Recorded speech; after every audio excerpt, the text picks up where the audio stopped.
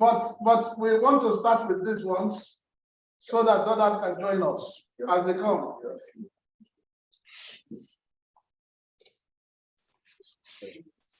Well, it looks like the room's empty. How many people are there now? We have some eight participants at this time. All right, well, maybe Some we should others wait. are about to finish their exam and join us here.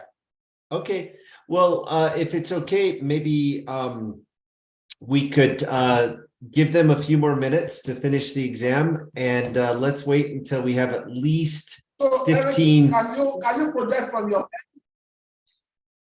Can I project? What do you mean? Yes, can you project the agenda from your end? Yeah. Yes. Can you project the agenda from your end? Yeah. Yeah, please do. Okay, just a sec.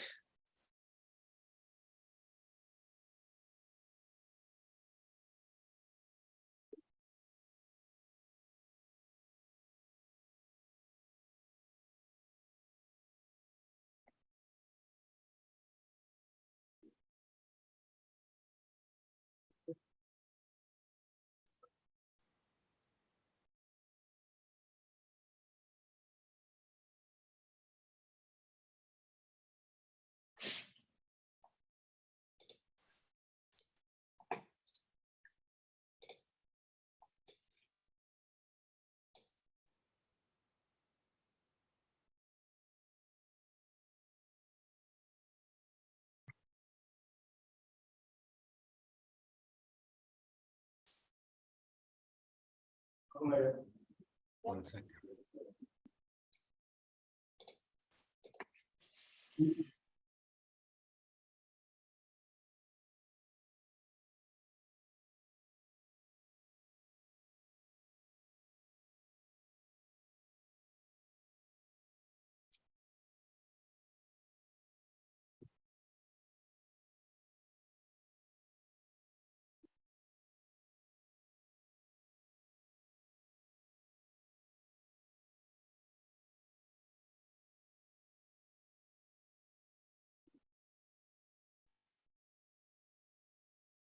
All right, can we see it okay now?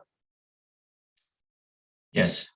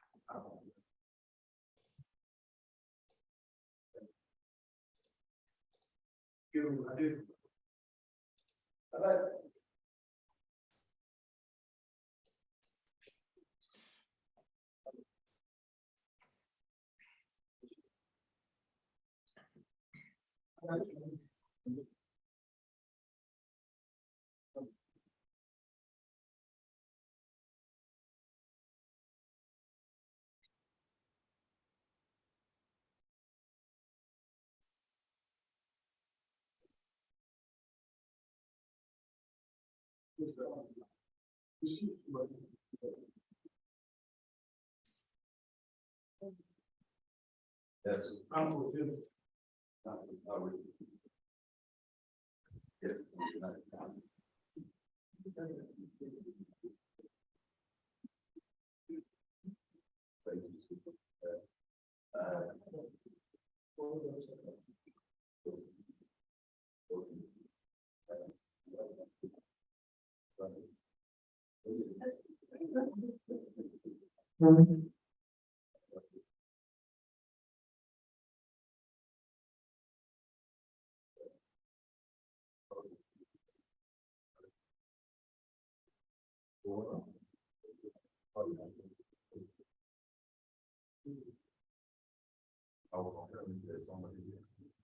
Wow.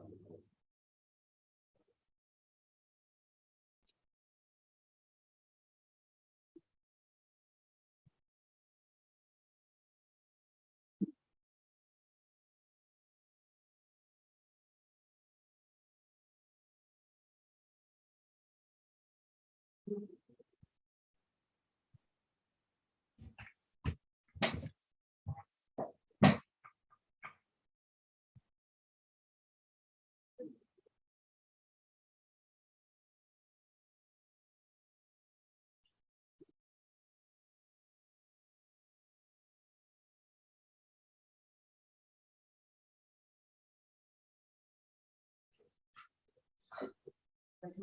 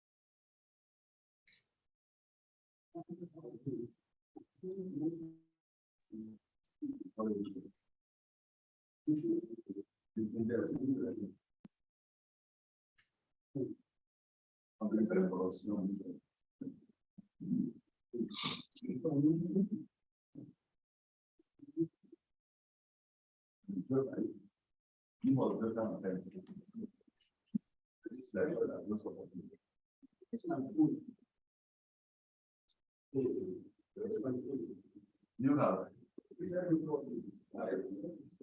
This one.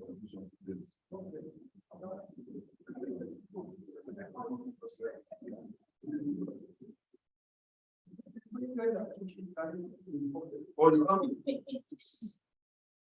We'll put that in there.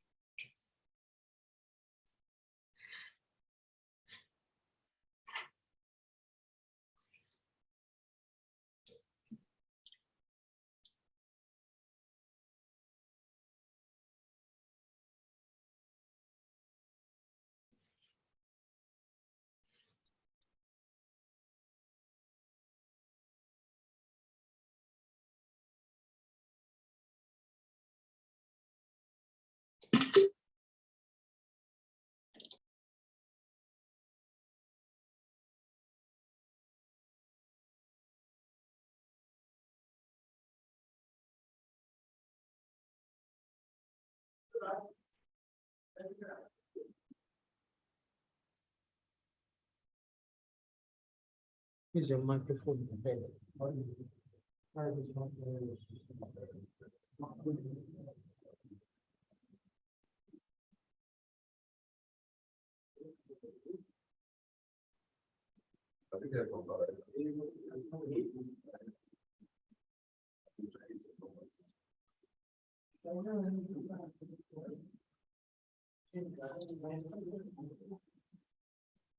Okay, so it's 40 minutes past its schedule. Do we have enough participants? President.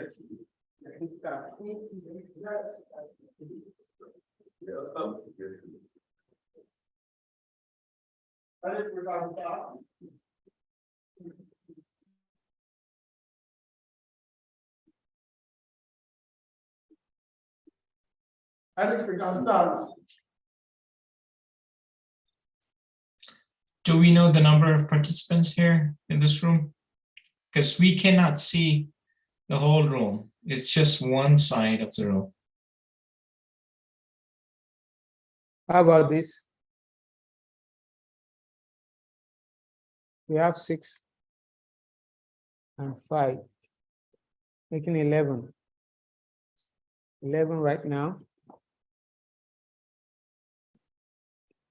I don't know, it's up to Eric, but yeah. Yeah, let's maybe we should give it just like a few more minutes, 4 more minutes, and then we can get started, and then hopefully people can file in as we're going, because I don't want to push it back too much further. Okay, because of our time, everything is not for you. Somebody needs to be hauled down. Hello. Okay, so we have the microphone now.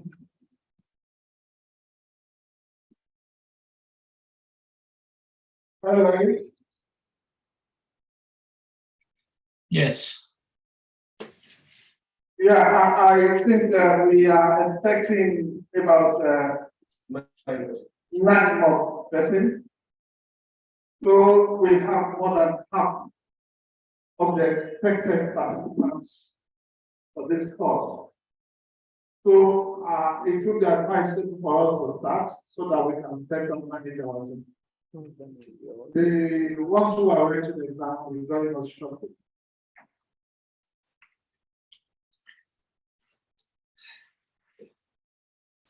So what I heard is we can get this started, and people will join in, and we also have a tight schedule so that this course could be delivered in time. Exactly what it is. Exactly so.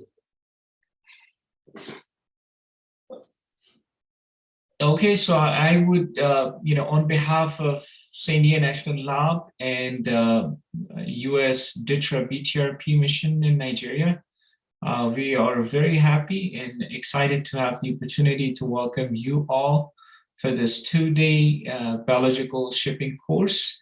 My colleague Eric Cook will be facilitating and leading the session for you. And it's a pleasure to work with NiBSA and the president, Deneloe, and his team to arrange this course for you all. And we look forward, and we're excited to be here.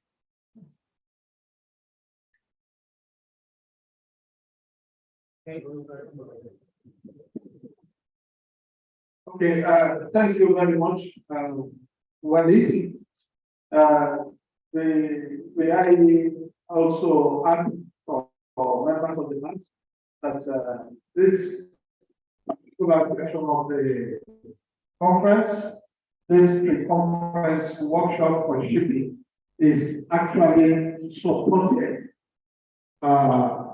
technically and by funding with by Sandia National Laboratory and the Defense Threat Reduction Agency of the United States of America. And we want to extend our appreciation to Wandi Joyan, who has been doing all possible, as well as Eric, who I have always referred to as my mentor in risk management. And so we are delighted to have you, Eric and Walid, as well as the entire Sandia team, including those who are working behind the scenes to ensure that this program comes to a success. Thank you very much. I appreciate the kind words. I will look forward to working with you in the future. Eric, over to you. All right. Well, thank you very much. And it is my pleasure to join everyone here. I wish I could be there in person.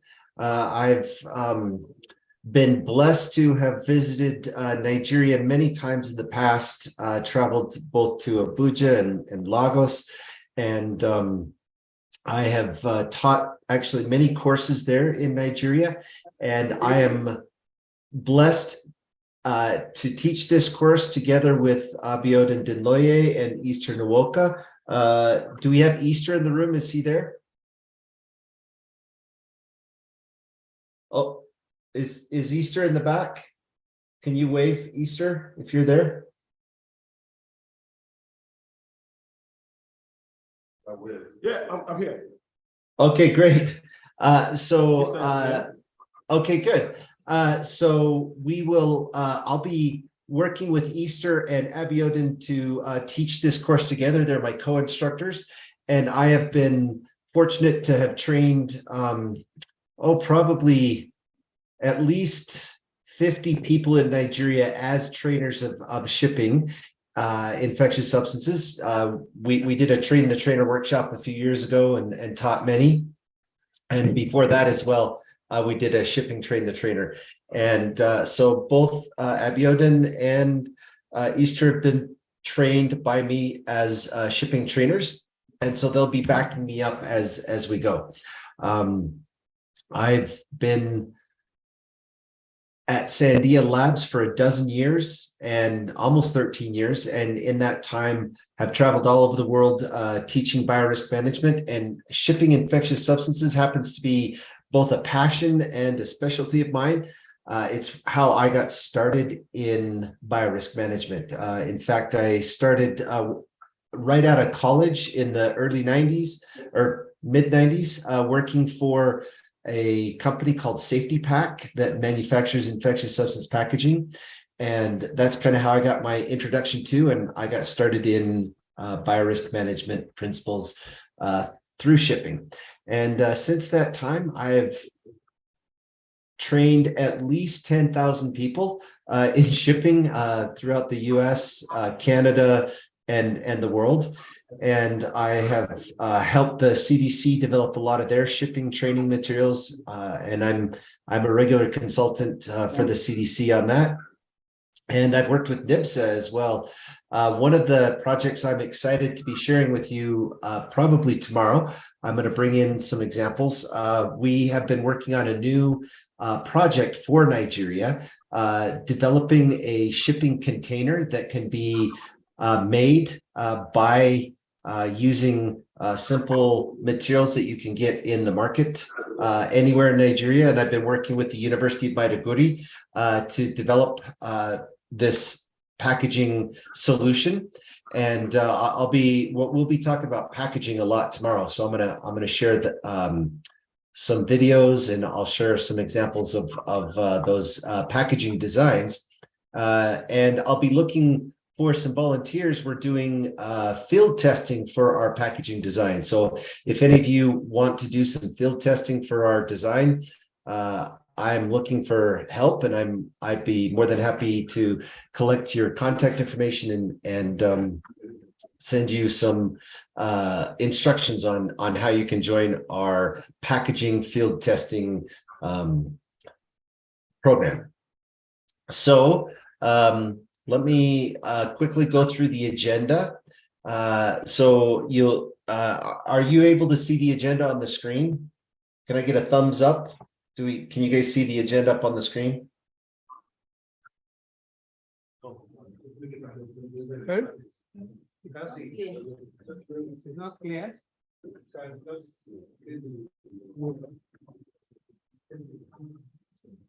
Can you guys see can you guys see the agenda?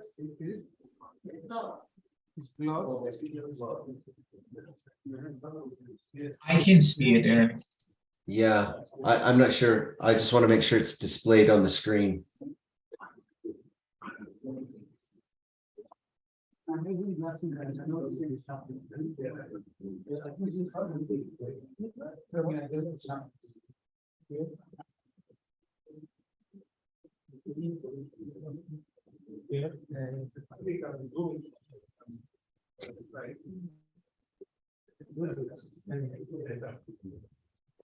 Is it displaying now?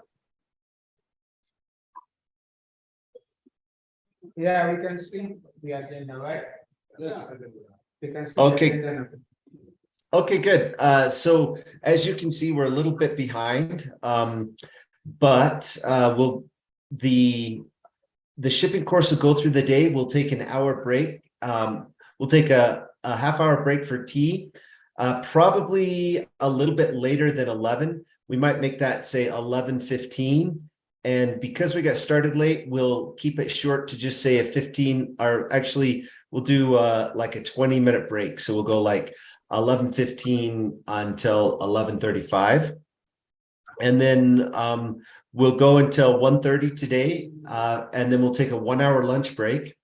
After the lunch break, we have 3 hours. We'll take a short break in between that. We're not going to go 3 hours straight, so we'll take a break probably around 3:30, and that'll be about half the course. So we'll get through that today, and then tomorrow we will start again at 9 a.m. So we have a 9 a.m. start tomorrow. Make sure you're on time, and then we will go until so tomorrow we will go until 5:30 again. I want to note we'll take again a lunch break from 1:30 to 2:30. We'll take a few breaks during the day. And then I also want to kind of highlight this point here. There will be a final exam at the end of the workshop. This will be a multiple choice exam. There'll be 40 multiple choice questions.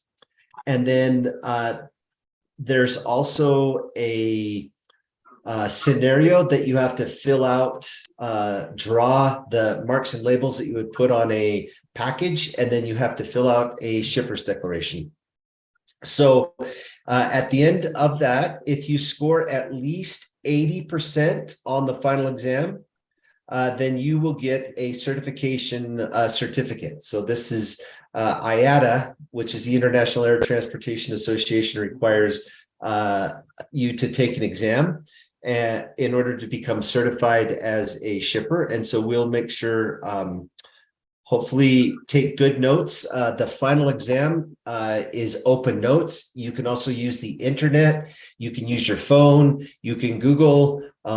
You can use all the printed material that you have. When you work on the exam, though, it's just you working on the exam, and so you can't work with your neighbor or get help from anyone, but you're welcome to use your notes and other things as you do it. You just can't help each other on the exam. All right, so that is our that's our agenda. I'll be working with Abiodun and Easter. They'll be my eyes and ears and also my hands. They will be the local instructors helping me teach this course.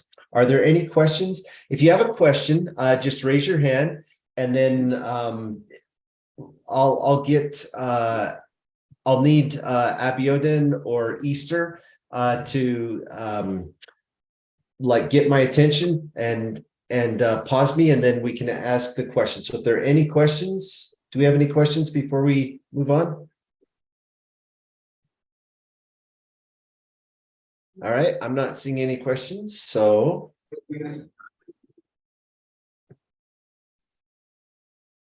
Give on this is one asking questions. Questions are really no questions yet. Okay, great. All right. Yes. Just a moment, Eric. I want you to take note that at about 12 o'clock, there's going to be a short break. Will that be okay with your program? Yeah, that'll be fine. So at 12 o'clock, you want to take a short break, like say 20 minutes, 30 minutes? Like 20 minutes. 20 minutes? All right, 20 minutes would be fine. We'll All do right. that. We'll do that at 12. Okay. That's in, yep, that's in 1 hour, correct? Yes. Okay. All right, just remind me and once we get close. All right, so am I displaying my presentation correctly? Can everyone see that? Yes, yes. Okay, perfect, good. So given that we're kind of getting started a bit late, maybe I'm going to kind of skip introductions for now. But let's jump to, I want to just kind of go over some of the key messages we're going to talk about. So today, the first thing we're going to talk about are regulations. What types, where the regulations come from, who regulates dangerous goods shipment, and we're going to focus on what are called the IATA. So IATA is the International Air Transportation Association regulations, and those are going to be the most comprehensive and also the most universal set of regulations. And so if you follow the IATA regulations, we know that it's going to be compliant and meet all the requirements. It'll be both safe and secure for shipments anywhere in the world. And so our focus of our training today is going to be on IATA regulations. The regulations have specific definitions and criteria for dangerous goods, including infectious substances. And so classification is the process that we're going to use to determine whether something is a high risk infectious substance or the moderate to low risk, the category A and category B. Every dangerous good is assigned a proper shipping name and UN number. And we're going to try to get through that much today. And then tomorrow we're going to focus on packaging, packing instructions, and all of the marking and labeling and the key things that how to mark and label packages. So today is a lot of theory, and then tomorrow is going to be the practical stuff. We're going to talk about overpacks. These are ways that we can consolidate several packages into a single handling unit. And then we're going to talk about documentation and paperwork. In particular, we'll take a close look at what's called the Shipper's Declaration for Dangerous Goods.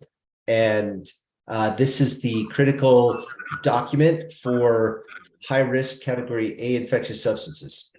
And then we'll also talk a little bit about shipping programs, training requirements, and then import and export permits and those things that may be necessary if you're shipping, particularly outside of Nigeria, if you're shipping to Europe or the US or other countries. One of the models that we're going to use when we discuss shipping infectious substances is the AMP model. This AMP model, assessment, mitigation, and performance, we use for all aspects of biorisk management, including shipping. And I hope that you are familiar with that, but if not, just a quick review. So assessment is everything that we do to identify risk and determine what the risk is and how bad the risk is. And then mitigation are all the things that we do to reduce the risk. And then finally, performance are the steps to ensure that our mitigation is working and to continually improve our risk management process. So let's start with a exercise. So take a look at this picture. This is a real package. So many years ago, I asked one of my friends at the CDC if she was a biosafety officer at the CDC, And I asked her, so the CDC receives hundreds, if not more, packages every day to their laboratories. And I asked her, I said, well, do you ever get like broken, damaged packages? And she said, yes. And so I asked her to, if she wouldn't mind, to send me some pictures sometime if there were any packages that were had been damaged. And so she sent me one of these, she sent me a bunch of pictures, but in this particular situation, we had somebody had taken a couple test tubes of blood, and these were vacutainers. So they were glass vacutainers with the rubber tops. And they had placed those two, there were two vacutainers, they had placed them inside this brown padded envelope that you see here. Let's see if I can get my, so you see this brown padded envelope here. And so they had placed the two test tubes that got inside this envelope, and then it had been stapled or sealed shut right here. And then on the outside of this brown envelope, there was a mark right here that said refrigerate on arrival, blood bank reagent. And then that padded envelope had gone inside. This is like your standard like FedEx courier overnight envelope. And then somewhere along the way, it had got damaged and all the blood tubes broke and leaked out. And you can see blood leaked out of the envelope, and it got outside the overnight envelope. Ended up getting on the hands of the carrier, the driver who was handling that package. And that driver didn't learn that he had been exposed to HIV, because this was HIV, this blood was going for HIV testing. The driver didn't know that they had been exposed to HIV for several weeks, after which time it was kind of too late to start treatments and stuff like that. So what I'd like you to do is work with some people at your table, and I want you to list at least 5 things. So 5 things that should have been done to prevent this. And so what I want you to do is at your table, list, come up with at least 5 things that could have been done to prevent this accident or prevent this driver who had to go to the hospital to be tested for HIV to prevent his exposure. And what I want you to do is write those down, and then I'm going to have Abiodun and Easter go around and collect and summarize all of these answers into a single flip chart. So I'll let you work, Easter and Abiodun, if you can run this activity for me, and then I will wait for you to give me the report out. Thank you.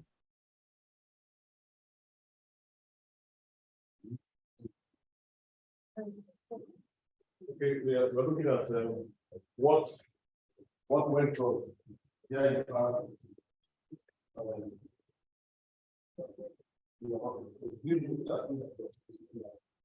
What went wrong?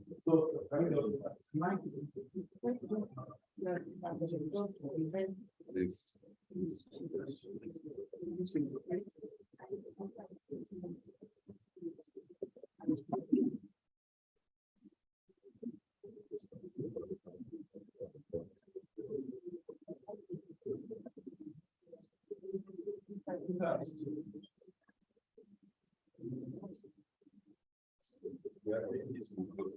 Yeah, what you can discuss?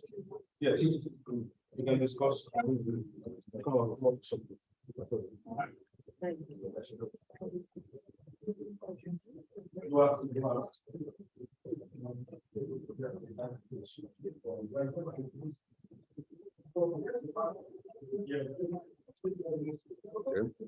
Triple packaging.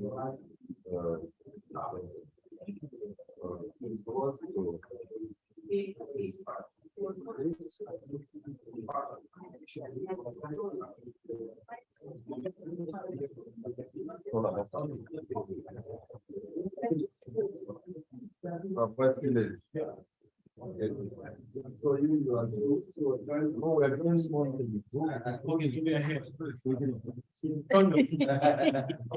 brother. You are just. The question, 5 minutes. 10 minutes. The package.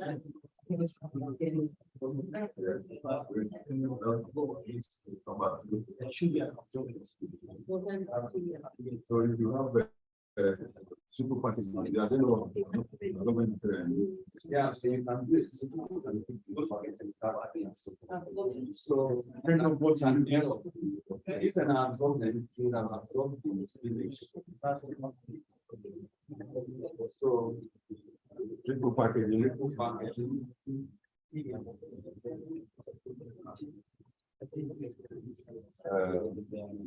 lack of absorbent or no absorbent.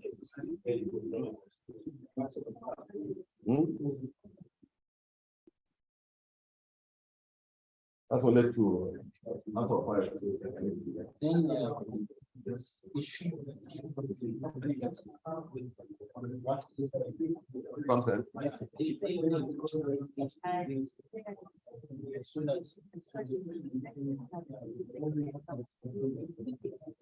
So no marking.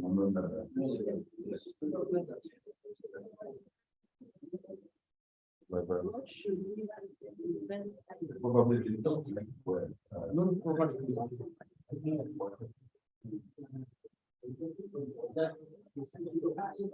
form of the proper again, no proper of it.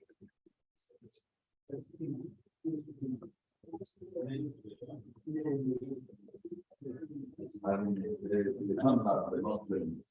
Yes. Oh, we have 5 already. We have 5. Just give me this. Unless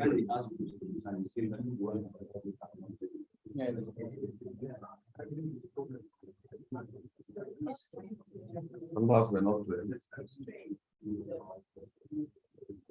We already say no buyer than the best. Yes, and there is no biohazard. It's part of them. Maybe we can other Yeah, no biohazard.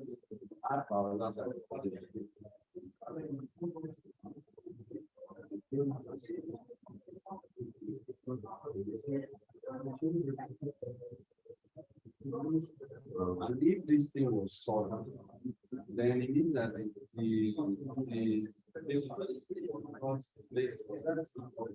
was just placed together with the materials. That's why it was solved. I think that's the That's the triple point. Yeah. Yeah. You know, when you are even though they are having separate agreements, but the end of the thing is these documents inside where it's also part of lack of training. They put it where the substance is inside. So that any breakage can happen. Yeah, so someone may have it, but it's not arranged. You understand? So it's not supposed to be your primary container. You now find it in the second. So when you can see that mix of. So add it. Yeah.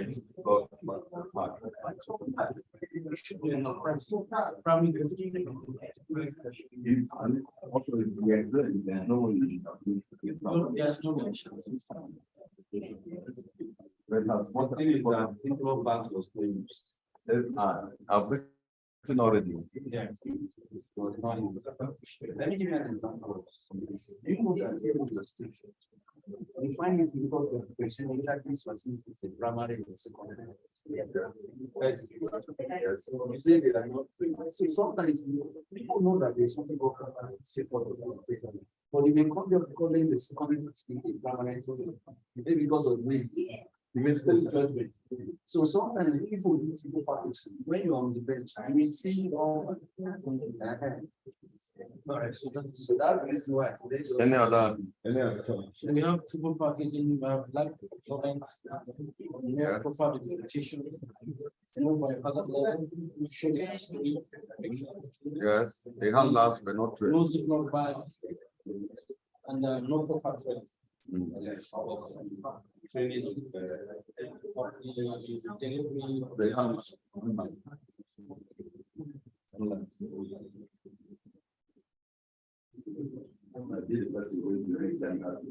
What went wrong?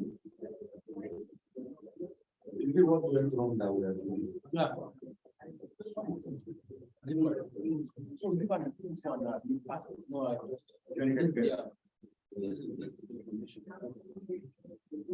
So.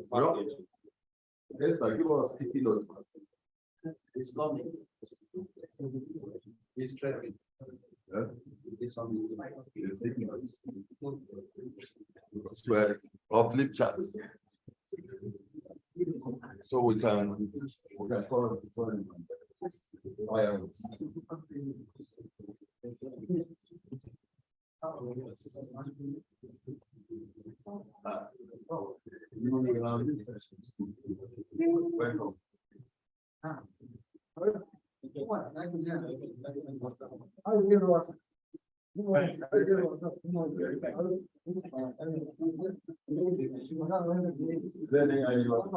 They do what? Rain this morning. Or then you rain this morning. So, okay, what did you do? Okay, Irua. Special. I forgot that. I forgot that you are not someone. The typical. Don't mind me. Yeah.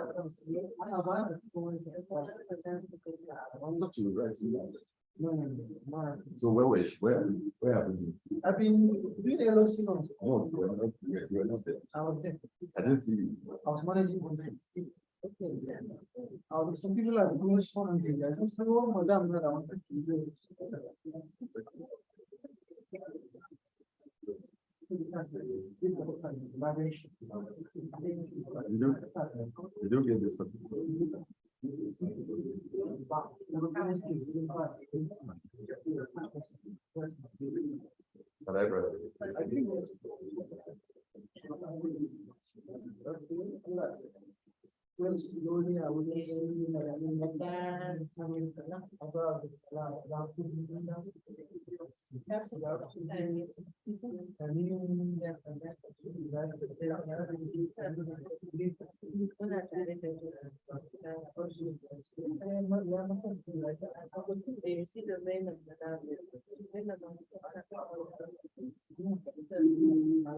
So are we ready to read out? Are we ready to share?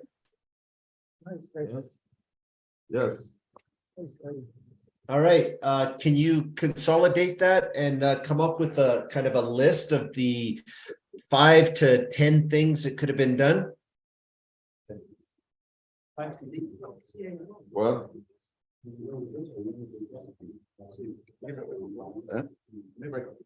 No, it's saying whether we can. I think it's saying. I want to harmonize all. He said somebody should. You say 5 to 10 things. Come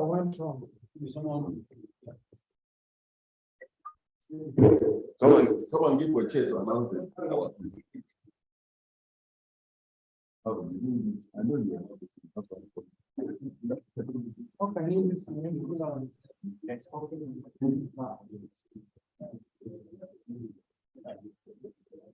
Technical, give us like. Okay.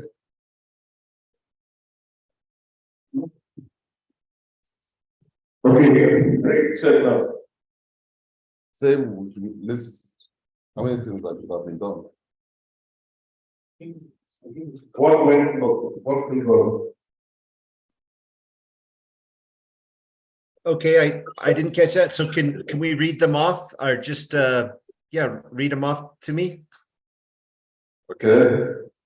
There was no triple packaging. No packaging.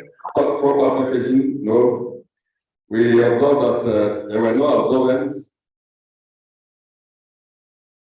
no label, no proper documentation. Handlers were not trained. Hold on, I've got triple packaging, no absorbent, wrong label. What else? No, I found the next to the next.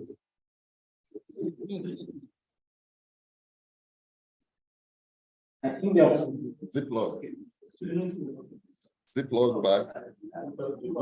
No Ziploc bag. There is no proper training of the handlers. Yep. Reason why, the guy has not technically prepped that for fertilizers. Then there is no Ziploc bag as a tertiary container. Then I think that's.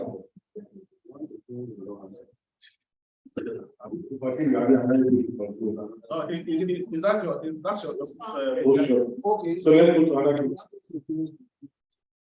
So you say, hello, Eric.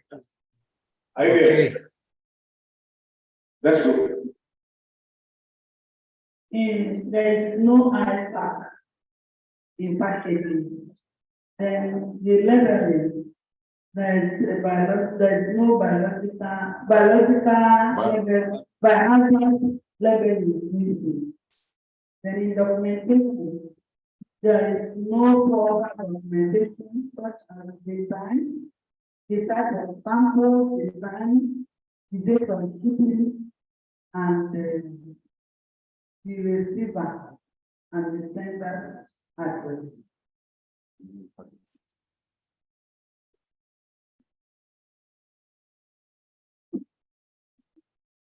Okay, let's take. So who can I do? Telling us about now. It's definitely. So I agree with other groups. In addition to what they mentioned, under marking and label, they did not mention the nature of the sample and risk level of the sample, and under documentation, the information is not protected, so it can easily leave out, and the mode of transportation was also not, the required mode of transportation was not mentioned. And as they all mentioned, driver not trained, so proper handle kind of sample they are transporting. So all these are possible reasons why we are saying what ways of record. Okay, anybody? Yeah. That's. I think basically most of the groups that highlighted some of the things we must. But I think the most important thing for us is proper training of the personnel. That is the starting point. If they are properly trained, most of the things we see will not perform. Right, so about training. Eric? Eric, back to you. All right. Yes, thank you. So as they were reading off, I kind of typed out what I heard. Hopefully, you know, I covered, you guys covered all of these, so that's good. So for example, they should have used triple packaging. There was no absorbent. Don't use glass primary containers. Improper labeling. Should have had a biohazard warning. There was no documentation, no training. Using a rigid box would have protected it better. Use bubble wrap or padding to protect the primaries. Wrap each vacuum container in a separate. List or identify the nature of the samples. List an emergency contact name and number. So we could divide all of these. So that's probably, you know, 12 things we could have done to prevent this. And that we could divide those into kind of 4 main categories: better packaging, appropriate warning and marking and labeling, documentation, and then the training component. All right. Let's go to the next one. So what I'd like to hear is I want to take a minute and get everyone's input. Just write down, just think about all the different types of biological materials that you ship. Write each type of biological material on a sticky note.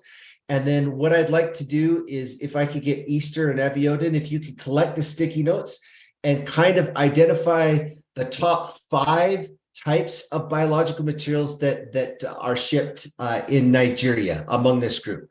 So what types of biological materials do you ship? So I want to give you just, let's say, just write the main types of biological materials shipments that you do on sticky notes. And then I will have Abiodun and Easter collect those sticky notes and put them on a flip chart.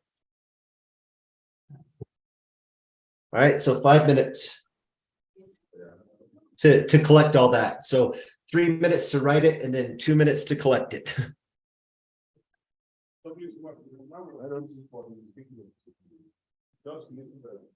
What type of materials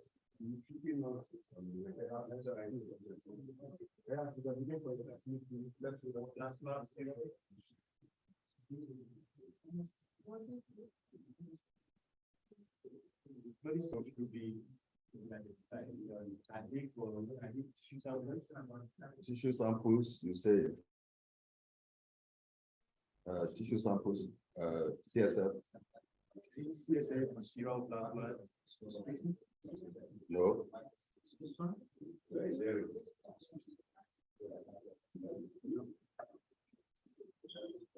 Serum plasma, sputum. You ship urine. Yes. You ship blood. Blood.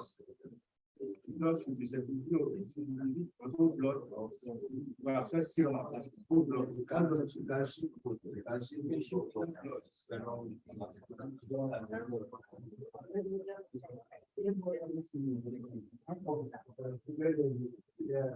SBS.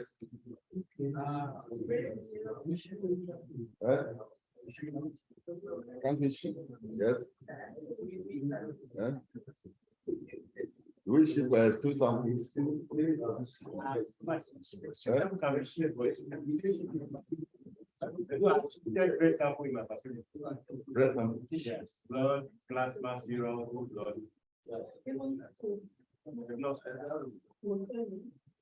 So the breast sample should come on. Breast milk. Breast milk.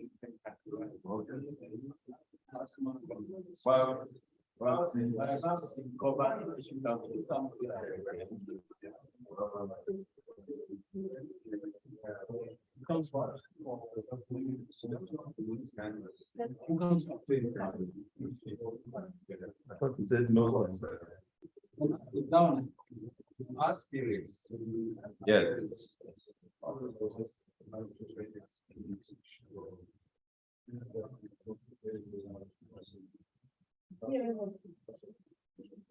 That's blood. We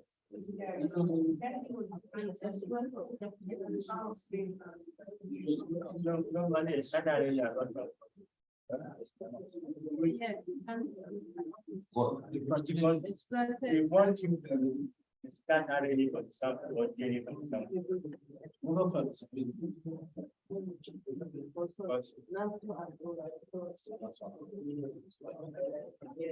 Well, you can't transport already. You're just take a lot.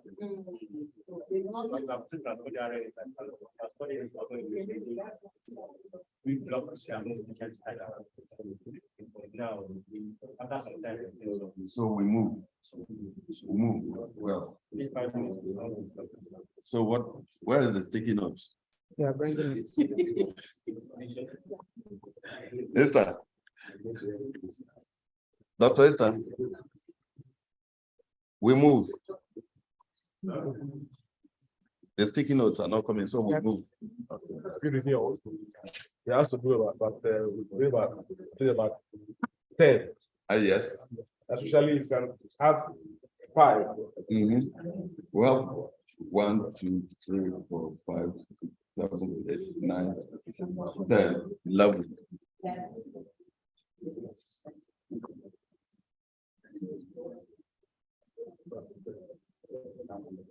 And so we'll move. Because there's no time.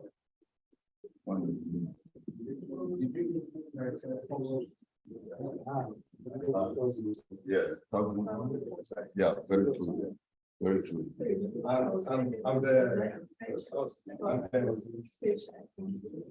And then there is an aspect now,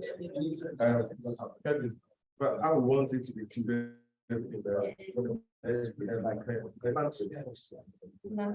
Yes. Plant talks is different from Yeah, so let me also need to go for those who have sticking this here.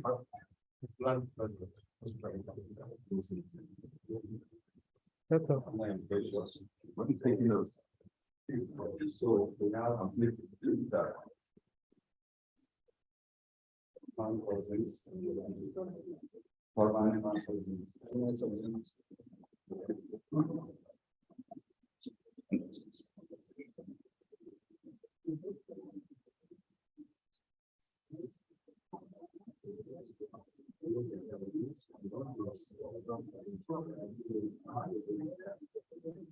You needed to bring virus for us.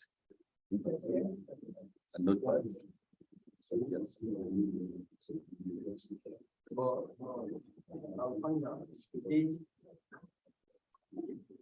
This is the end of the session. Okay, ask him.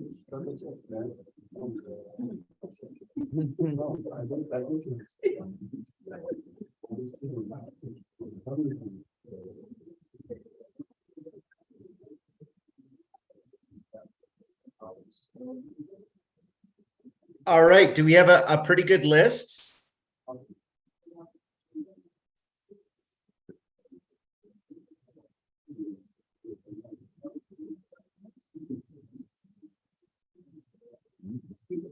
So I don't know if you can see the screen, but I've kind of listed some of the things that are common, that I see commonly in the shipping courses that I teach. So I'm curious if that's kind of what you came up with there. So things like tissue biopsies, bacterial cultures, both liquid and solid agar, vaccines, proteins, genetically modified microorganisms, swabs, dried blood spots, histology slides, blood samples, sputum samples, urine, fecal and stool samples, and then water, soil, and food samples. Is there anything else that you guys ship that I should be aware of that I did not list there? It's pretty things, we are not saying where. Can you use it there? Can you use that? Like black.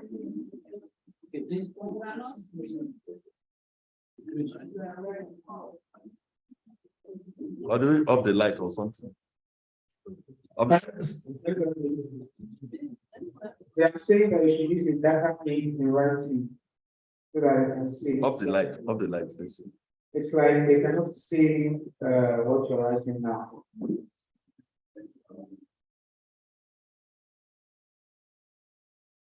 Hello? Yeah, can you, did you see what I typed on the screen? No, off the light. Let's see, off the light. Maybe you just need to change the color of your pen. Use either black or red. Okay, black. It's the color is too hard, so I'll try using red next time. But I'm trying to change to red, but I can't, it won't let me. No, let me try again. So call slowly, let's see. All right. No, it's only letting me do it in green first. Oh wait, I got it. All right, so let me go through it again. Tissue biopsies, bacterial cultures, liquid, solid, like agar, vaccines, live virus vaccines, for example, proteins, purified proteins, genetically modified microorganisms, swabs, like nasopharyngeal, nose swabs, mouth swabs, dried blood spots, histology slides, blood samples, sputum samples, urine, fecal and stool samples, water, soil, and food samples. Is there anything else that you guys ship that I didn't list there? Toxins. Plant toxins. What does anyone ship any animals, like live animals? Plant toxins. And maybe animal toxins.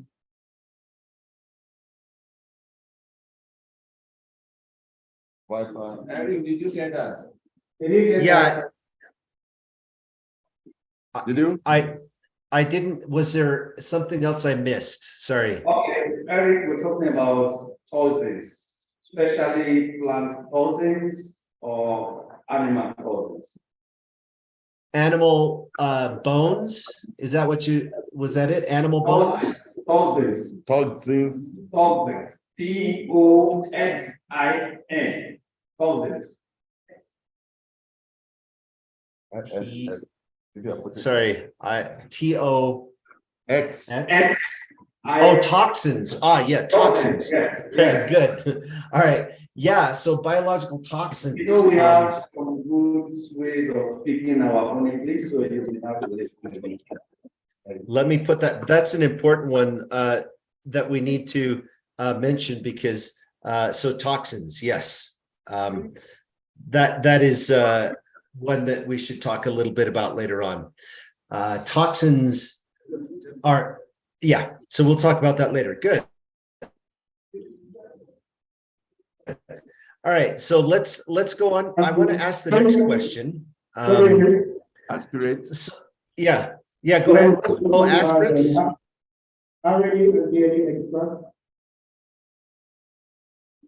Aspirates, particularly with concerns with tuberculosis, are a big risk, and so yeah. Okay, good. Sorry, Eric, somebody has a question for you. I didn't hear that. Somebody has a question for you. Okay, yeah, go ahead. What is the question?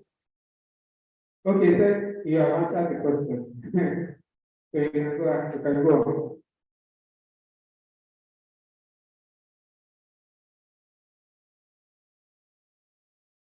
All right. Yeah, what is the question?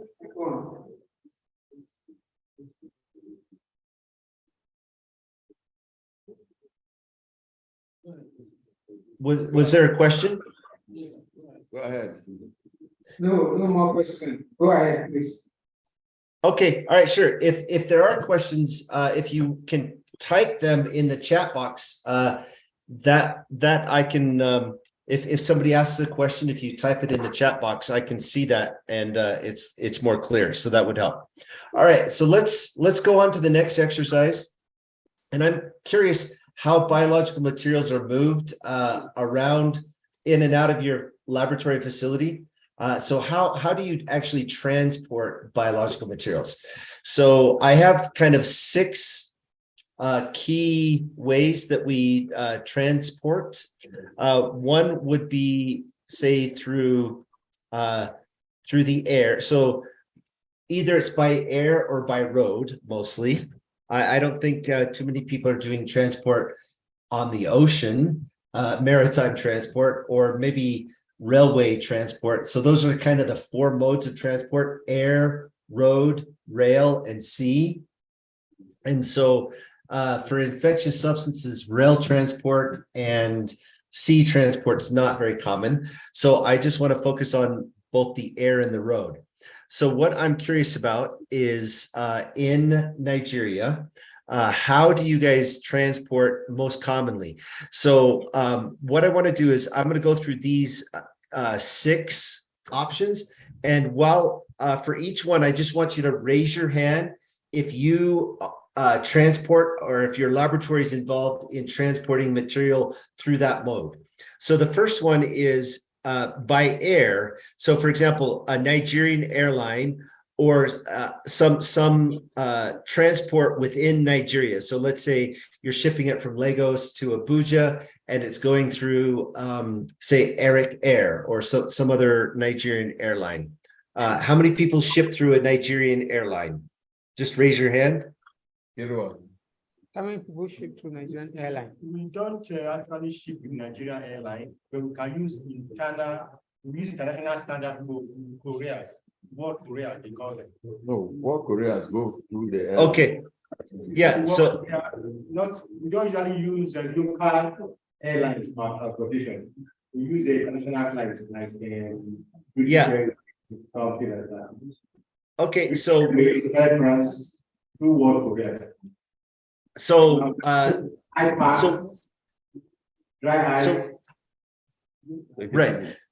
So World Courier would be one of these specialty medical couriers right here. So that would be World Courier. And then the international air carriers would be like Brussels Air or Air France or one of the international air carriers so this would be a local Nigerian airline, this would be an international airline, and this would be a specialty courier like World Courier. So so it's not, if I understand it correctly, not too many people do shipments through Nigerian airlines. Is that correct? Very correct. Very correct. Okay, good.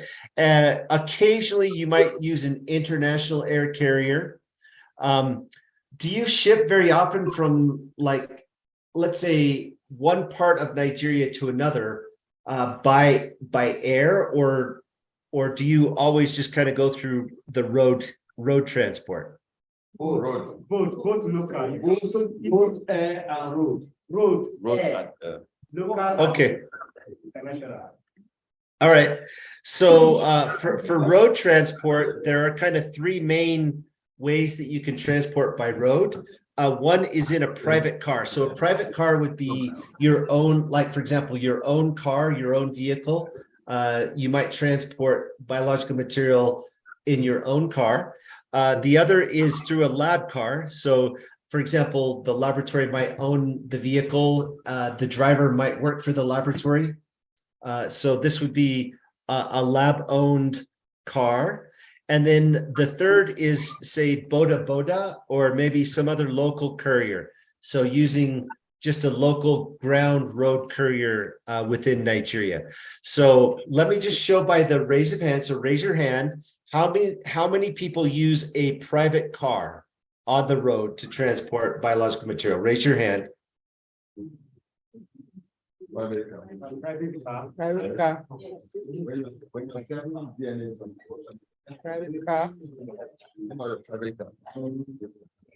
Okay, so a few people. What about using a lab vehicle? So this would be a car owned by the ministry or maybe owned by the laboratory, and the driver is usually works for the laboratory as well. So how many people use a lab car? Go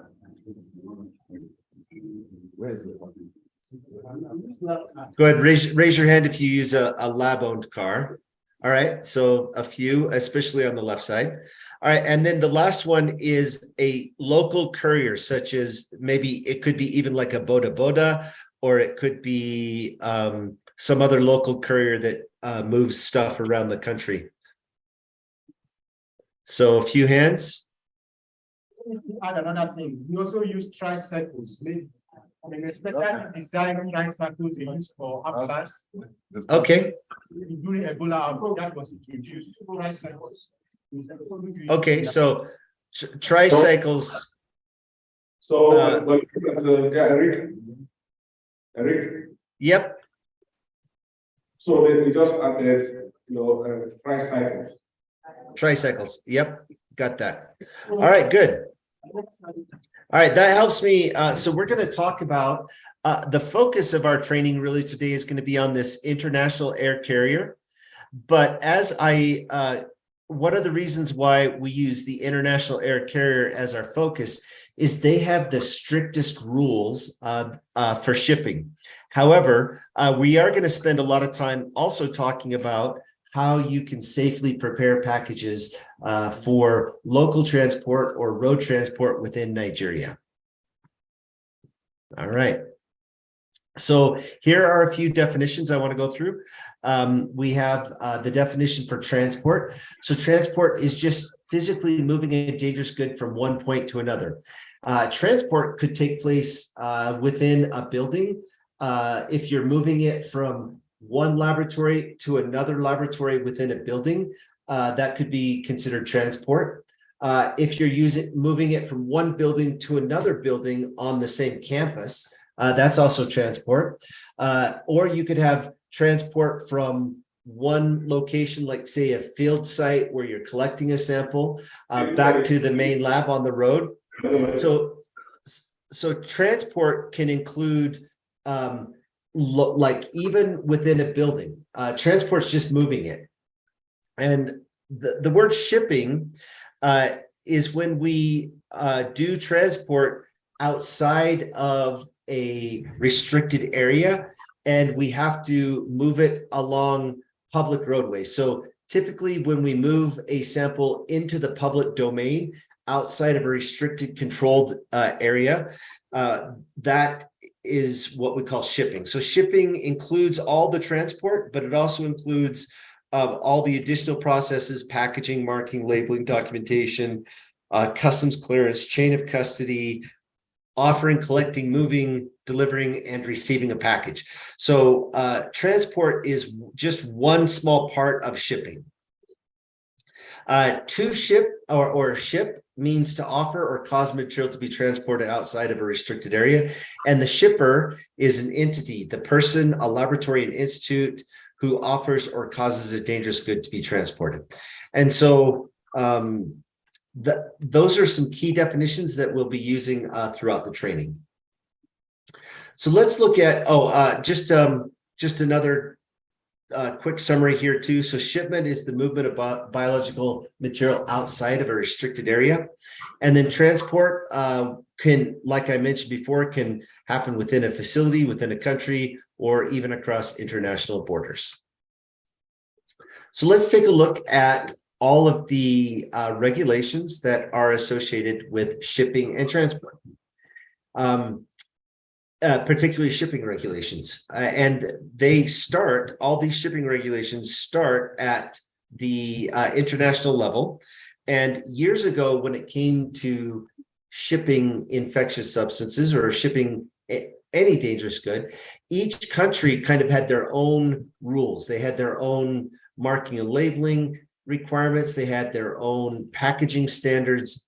And so when it came to international transport, it was very difficult to be able to comply with every country's requirements. And it created confusion. And so in the 80s and 90s, the United Nations, especially as the world became more globalized, the United Nations developed a committee of experts.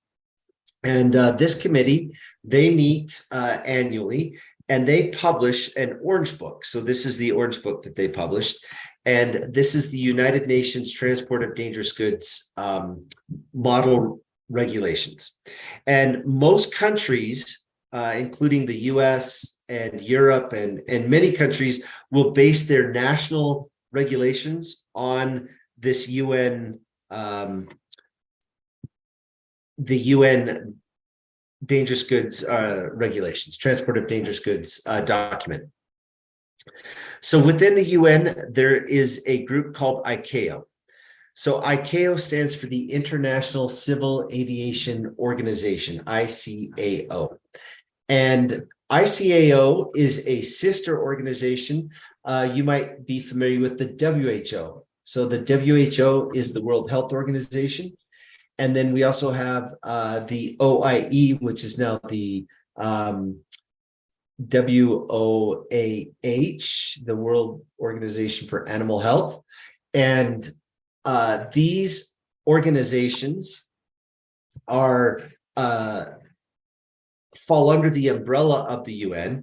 And so ICAO is one of those sister organizations to the WHO. So where the WHO publishes and provides international health regulations and governs the and helps establish appropriate guidance for biosafety and biorisk management, ICAO provides the international civil aviation rules. So how dangerous goods have to be transported internationally. And so what ICAO does, particularly by air, so what ICAO does is it takes all of these UN rules, and these UN rules are very broad for all modes, air, road, rail, and sea, maritime rules. And what ICAO does is they add additional restrictions, packing instructions, limits to quantities, and so on. And so ICAO publishes the specific, the ICAO takes these orange book rules and they make them specific for air transport. And so those are published in what's called the technical instructions for the safe transport of dangerous goods. So that those are the international regulations. And then we also have regional regulations. So for example, the UNECE, the United Nations Economic Commission for Europe, they publish a set of regulations for road transport of infectious materials, road and rail, between all the European countries, the EU. And many other countries also adopt for their road transport rules the UN ECE's, they publish these set of regulations called ADR-RID. And then that brings us to national requirements. So many countries have their own national regulations. So for example, the US has their regulations, Canada has their regulations, South Africa has their own set of regulations.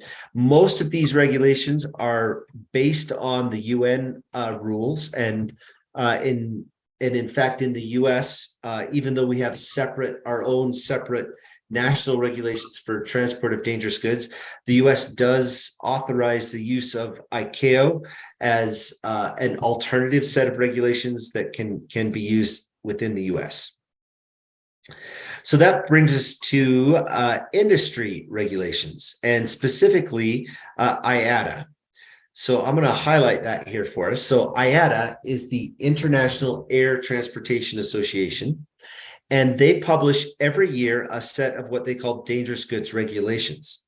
IATA is a actually let me go to the next slide, because we're going to talk about this. So IATA is a organization that represents the air industry. It has over 290 member airlines that are members of IATA, and these carriers, 93% of international air traffic is accomplished or done through these IATA member airlines. And for their membership, IATA publishes these sets of dangerous goods regulations. Generally, IATA is the most restrictive set of regulations. And so by following IATA, because IATA is the most restrictive, it's also recognized as the international standard, kind of the gold standard for shipping purposes. So if you follow the IATA regulations and use those, then you can be sure, if they're compliant with IATA, that they meet all the European requirements, all the US requirements, all of the Chinese and Asian countries' requirements. Everyone in the world recognizes IATA as the leader or as the gold standard for dangerous goods shipments. All right, let me pause and see, are there any questions? Are there any questions? Okay,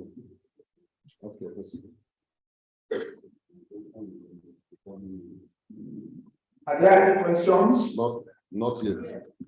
Yes, somebody say yes. Question? Okay, fine. I have a question from Mario here.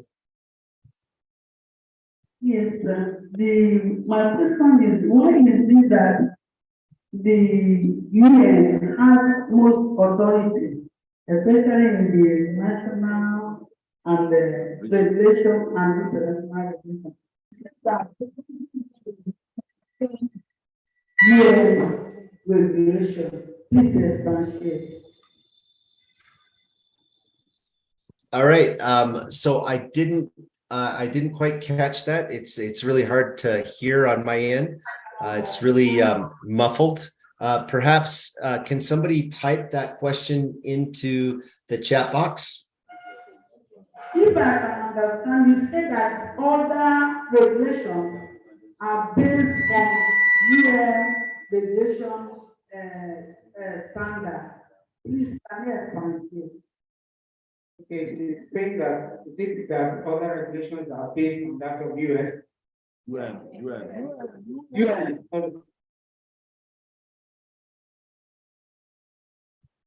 All right, I'm having a hard time hearing it. I'm sorry. It's really difficult. I hope you guys can hear me clearly, but it's very echoey and ringing. It's hard to make out. Okay, I will try that in a moment. The echo in the room is much. If we could type it, if somebody could type it in the chat, then I could see it. That would help. I think maybe that would be the easiest way. So while you're typing that in the chat box, if somebody could type it on the computer, her question, that will help.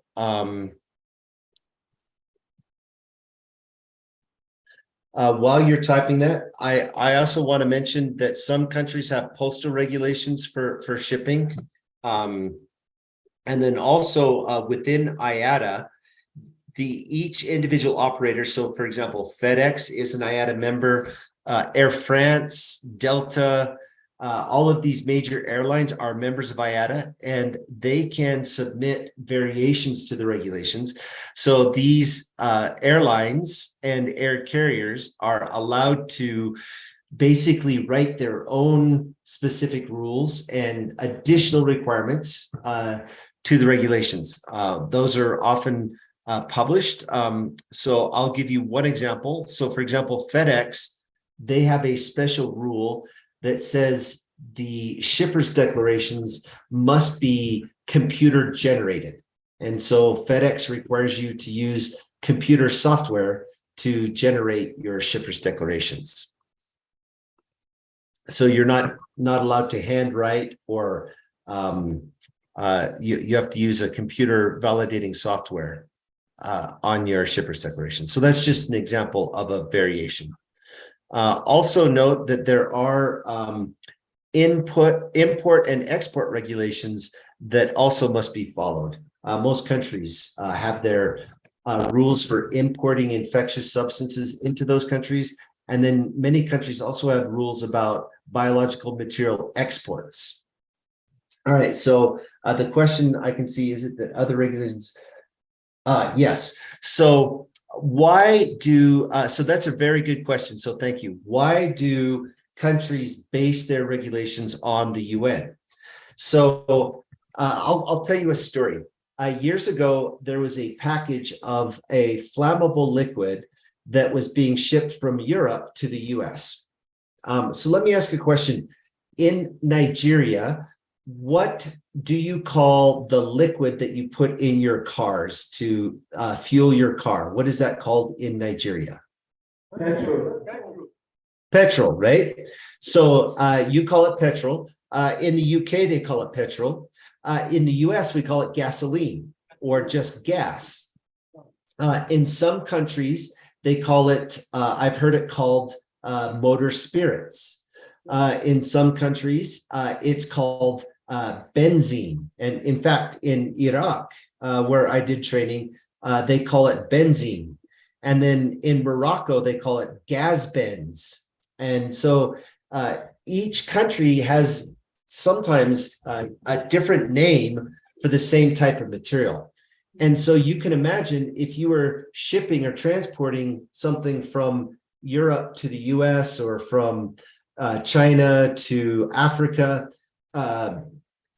if the people in China packaged it according to Chinese rules, and the people in the US packaged it according to US rules, but those rules were incompatible or they were not consistent or they differed from each other, it could create a lot of confusion and problems. So there was a package that was arriving from North Africa into the US. It was marked gas benz, and no one knew what that was. The Americans saw that, they didn't know it was gasoline. And on the outside, it was marked inflammable, IMMFLA. So it was inflammable. And in America, some people get confused when they see inflammable. They thought that meant inflammable means not flammable. But according to the North African terminology, inflammable means very flammable. And so the Americans got this package that was marked gas benz inflammable. And so they put it, they stored it in an area where there was a lot of heat and sparks, and it actually caused a big fire and explosion. And so one of the reasons why it's important, why most countries base their regulations on the UN, is so that we have a consistent single way of identifying, marking, labeling, and packaging dangerous goods. All right, I hope that answers your question. Okay, good. Please, if there are questions, don't hesitate to ask them, and I'll ask just so it's clear. Just have the questions typed into the chat box. That way I can see them. All right. So when it comes to shipping and transport, we like to teach people the IATA regulations. And we like to focus on the IATA regulations because they're the most restrictive. It means that they are the most universal. So let me ask you a question. Does the Nigerian government, so like the US government has their regulations for shipping. Canada has different regulations for shipping.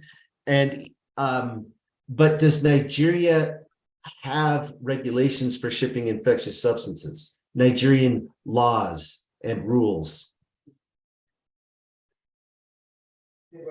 Yes.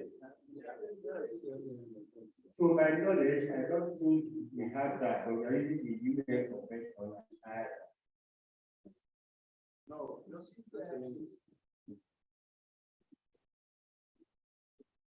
So I'm not aware if there are Nigerian regulations. I'm not aware of them. I know that I've wanted to work with the Ministry of Health and the Ministry of Agriculture in Nigeria to help kind of develop national guidelines for transport. And there may be, I think, transport and shipping guidelines being developed, but I don't know if I don't. Yeah, so there are guidelines, but has under the Federal Ministry of Health. Okay, good. Yes, and basically for most studies, research, work under the Ministry of Health. So we have that regulation. But like okay, each of these regulations are tailored towards meeting the IATA specifications. okay, good. So it sounds like there are guidelines or regulations within Nigeria, but those are based on the IATA requirements, correct? Yes. Okay, good. All right, so just this is a quick summary of the difference between ICAO and IATA. So I'll let you guys kind of read through that. But ICAO, when we look at ICAO, the members of ICAO are countries where members of IATA are airlines. ICAO represents the UN in international aviation, and IATA represents the airlines. ICAO makes regulations that countries must follow and respect, where IATA makes regulations where the airlines and members of their airlines must follow and respect. ICAO is, I like to say, quasi-governmental, because ICAO is an international rulemaking body, and they do make international law, and so we are subject to during international shipments ICAO rules and restrictions, whereas IATA is just an industry association. All right, so let's go on. It's actually 4 o'clock, sorry, it is. It's noon right now, right? So now we need to take a break. I think Abiodun, you mentioned. Yes. All right. So how long do we need to break for? 20 minutes. All right. All right. Let's take a 20-minute break, and then I will come back at 4:20. Fine.